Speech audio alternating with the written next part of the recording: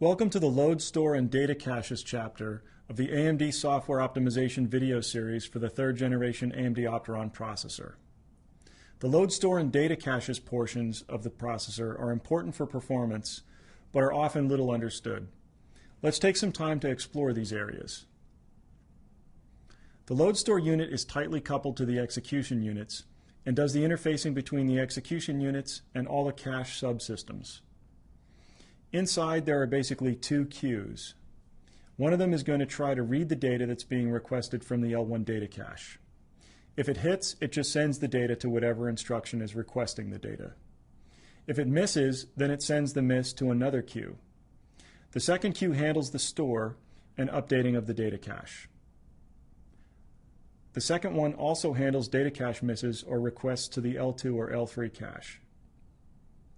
The hardware prefetcher that's inside each core is also interfaced to the second queue because the hardware prefetcher is triggered by data cache misses. A new feature in the third generation AMD Opteron processor is wider load ports. Now the CPU can do two 128-bit loads or two 64-bit stores, or one of each in a single clock cycle. If you're copying memory blocks, consider using SSE instructions to maximize bandwidth. In order to sustain two loads or stores per cycle, also avoid cache bank conflicts. See the optimization guide for details on bank conflicts. Although loads are done out of order, stores are done in order. The LoadStore unit is also where store-to-load forwarding is performed. You don't need to wait for a store to update the cache and then read the data back from the cache. If the store is still pending in the LS2 queue, it can be forwarded directly to the load that's requesting it. Several flavors of software prefetch are supported in the new processors. Each one of them gives a different hint about the temporal locality and intended use of the data. Make use of the appropriate versions of software prefetch whenever it makes sense. The prefetch W instruction tips off the whole system that the intent is to write to that cache line. It minimizes the cache probe traffic for that memory address in the multiprocessor systems. Use prefetch NTA to read data without temporal locality and also to avoid polluting the higher cache levels. This is the most powerful version of software prefetch because it implements non-temporal data which cannot be implemented in any other way. As a rule of thumb, try to use software prefetch about 100 cycles before the data will be needed. When you use software prefetch, the data TLB is also preloaded as a side effect of fetching the data. This also improves performance. Try not to use software prefetch more than once per cache line. Unroll loops as necessary to issue only one software prefetch per 64-byte cache line.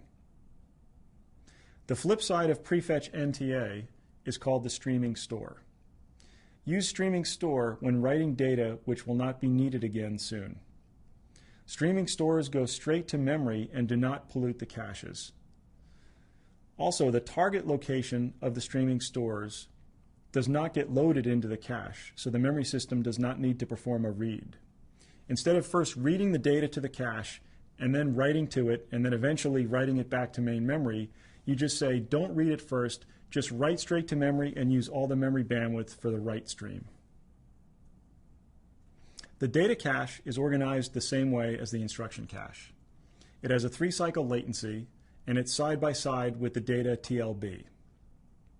The data TLB has many more entries, and each of those entries can handle any supported page size except for 4 megabytes. Each 4 megabyte page actually uses two 2 megabyte entries. The 4 megabyte pages are not used at all in 64-bit operating systems. There's a second level of data TLB which can handle 2 megabyte pages as well. Use large pages to increase the TLB hit ratio. Also, use 1 gigabyte pages if provided by the OS for really large data sets. Each core has its own level 2 data cache. The level 2 data cache is 16-way set associative and has the same 64-byte cache line that's used throughout the cache hierarchy. The level 2 cache is configured as a victim cache for the L1.